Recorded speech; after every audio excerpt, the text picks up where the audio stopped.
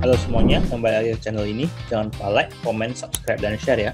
Jadi di hari ini juga kita akan share tentang the importance of writing dan how writing is a form of your art to sell your art.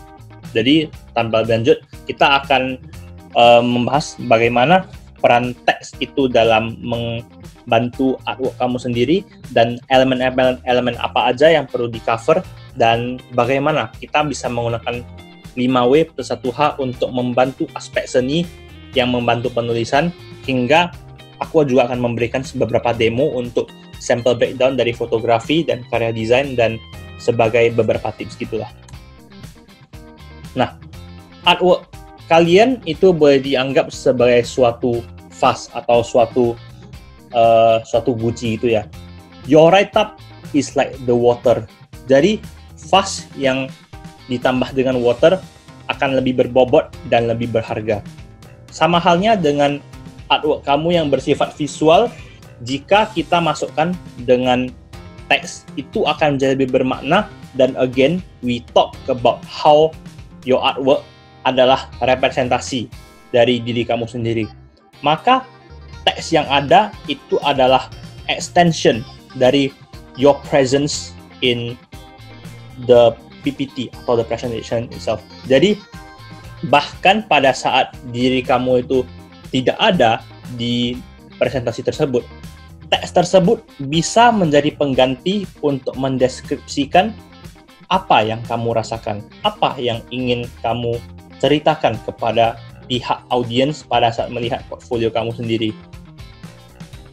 Nah, beberapa elemen dari write-up sendiri itu baik art atau seni maupun dari desain, itu tetap ada judulnya, tetap ada bulan dan tahun pembuatan, alat atau software untuk membuat karya, atau di mana karya tersebut diletakkan. Tentunya juga ada deskripsi dari karya tersebut, your artwork rationale, so to say. Dan tentunya jika karya tersebut melibatkan lebih dari satu orang, ada baiknya juga dicantumkan namanya agar dari satu bentuk credits dan juga menunjukkan bahwa memang artwork ini adalah hasil karya dari berbagai macam orang, dari berbagai macam background. Bisa jadi dari narasumber, fellow designers or fellow artists, subjeknya, maupun editor dari dalam proses atau tahap tersebut. Nah, beberapa question yang tentang 5W plus 1H tentunya bisa menyangkut kapankah karya ini dikerjakan, suasananya apa yang ingin ditampilkan, apa yang menjadi bahan inspirasi, mengapa ingin mengambil subjek tersebut, siapakah yang terlibat saja, dan kemudian apa size-nya dan apa purpose yang ingin ditunjukkan atau message-nya, dan bagaimanakah user atau audience bisa mengappreciate apa yang telah diciptakan. Nah, tentunya dengan guiding question tersebut, kita juga bisa menggunakan beberapa cues of visual elements untuk menunjukkan atau meng-highlight design element yang ingin ditunjukkan di dalam project yang ingin disampaikan. Bisa jadi dot, line, shape, collage, type, color, and form, yang dimana akan dibahas di tutorial yang lain, dan juga bagaimana each element interact with each other ya. Bisa jadi dari kontras, harmoni, hingga dynamic movement sendiri. Nah, tentunya untuk menulis dengan seni ya, as we know, art is subjective. Jadi memang tidak ada satu cara yang fix benar-benar untuk satisfy everyone and how some arts should be interpreted. Bahkan jika dalam satu tahap di mana kamu mau artwork-nya untuk diinterpretasi sendiri oleh seorang audiens tersebut, tentunya tidak ada salahnya. Namun ada baiknya juga bisa melakukan deskripsi atau bisa menggambarkan suasana yang ingin disampaikan agar pihak luar juga bisa mengerti apa yang ingin disampaikan. Terlebih lagi jika artwork yang dilakukan itu memang sesuatu yang bukan realistis, melainkan gambar abstrak. Dan tentunya tak kalah pentingnya, bagaimana certain mood dan certain stroke atau style bisa mengenhance konsep yang ingin disampaikan. Nah, jadi kalian bisa melihat dari foto yang disampaikan di sini, apa sih idea yang ingin disampaikan dari project ini. Jadi you will ask questions, what is the subject matter, where is the place, where are the elements present. Jadi dengan interaksi seluruh elemen tersebut dan waktu dan suasana dan the subject matter, apa yang membuat dia penting dan bagaimana situasinya, dan itu semua yang akan menginform how you are gonna write up your description ya.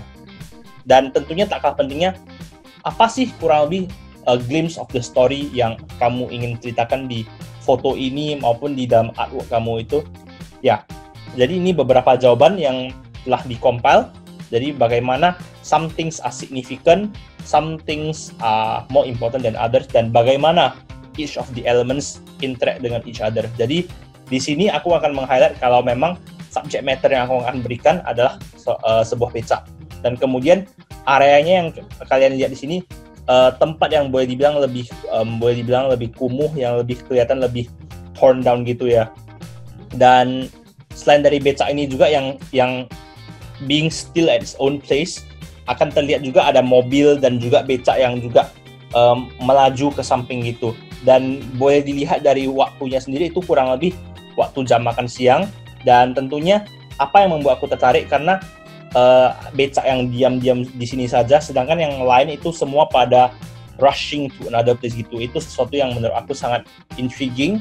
Dan juga sebagai bit of background, becak adalah salah satu mode transportasi klasik yang masih tersedia di Medan, yang dimana itu sangat menarik perhatian aku.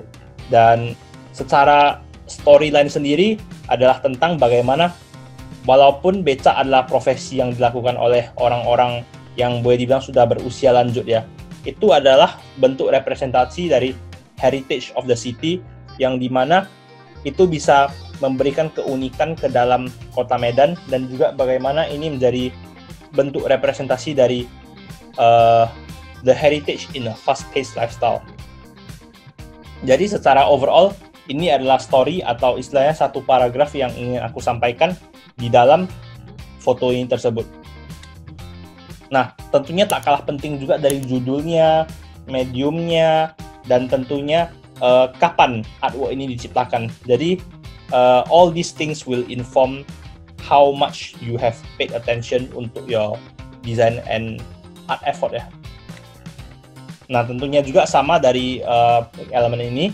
Jadi, you guys can take your time to analyze the questions dan juga to do some breakdown of the material ya. Jadi, yang boleh aku bilang, yang di sini memang aku ingin memberikan satu efek yang lebih hening, sesuatu yang terlihat lebih serene, dan kayak tempat yang usually sangat ramai tiba-tiba menjadi sepi gara-gara kondisi pandemi demikian. Jadi itu yang ingin aku tunjukkan dari tempat yang menunjukkan adanya keberadaan manusia, seperti kipas, seperti pintu yang terbuka, seperti kotak pos, dan juga ada kursi-kursi dan adanya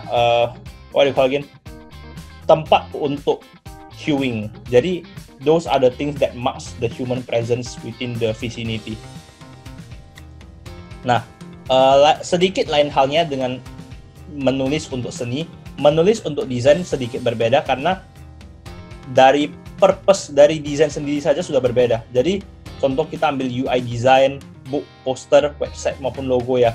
Itu memang lebih catered to certain target audience dan juga it has to serve a purpose ya. Jadi kayak bahkan untuk penulisannya sendiri itu harus lebih objektif, harus purpose driven, meaning to say harus berpikiran kepada target audience, harus berpikiran kepada bagaimana certain color delivers certain mood gitu ya, dan untuk bisnis atau untuk purpose apa. Dan inilah dimana function and aesthetic will intertwine with each other. Jadi yang pertama aku akan ambil dari satu konsep startup yang aku pernah kerjakan. Jadi ini adalah tentang integrated app design yang aim untuk elevate entire shopping experience. Jadi yang kita lakukan adalah kita melakukan konsep branding dan juga aplikasi desain dan juga sample experience within a space gitulah. Jadi it's a spatial experience too.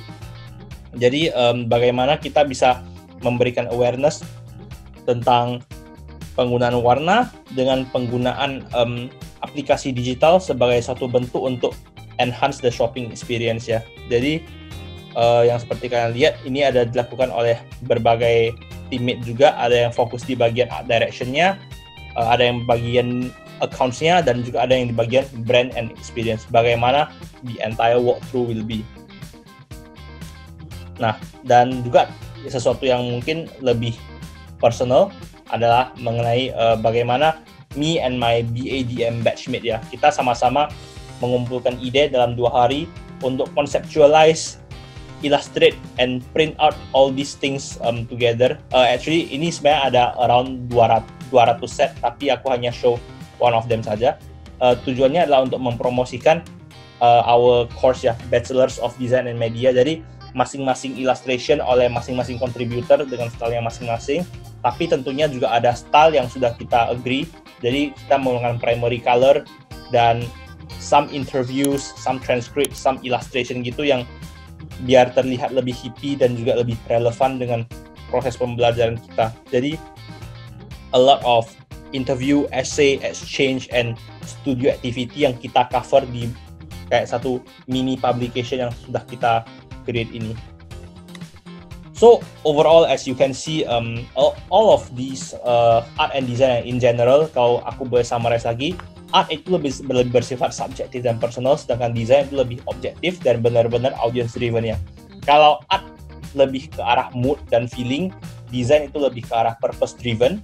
Apalagi untuk bagian write-ups-nya, untuk bagian untuk mendeskripsikan project-nya sendiri, bagaimanakah art bisa menggunakan certain stroke atau drawing style to enhance the mood or the concept yang kalian bakal bring forward. Sedangkan kalau desain adalah bagaimana certain function atau certain requirement drives the aesthetic of the entire experience and also of the design content. Having said that, keduanya tetap ada satu common point, bahwa in terms of your writing of your portfolio harus singkat, padat, dan jelas. Itu ada hal yang sudah sangat penting, dan tentunya itu akan menginformasikan bagaimana kamu bisa bring your design to the next level through your writing. And with that, I end my presentation and I wish you guys all the best. Jadi kalau ada keraguan atau ada pertanyaan, jangan sungkan-sungkan untuk bertanya di kolom channel, komen, dan ya, kita